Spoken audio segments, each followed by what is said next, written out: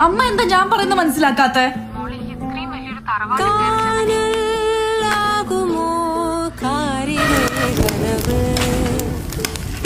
ഏട്ടാ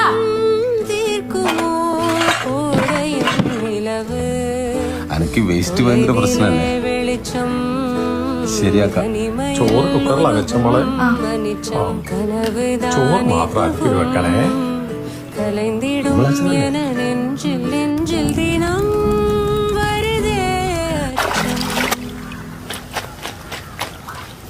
മേഘദൂതം പാട വേണ്ടും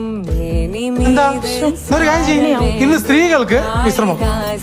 കാണ വേണ്ടും വാനവിൽ വരും വാഴ്വിൽ വീണ്ടും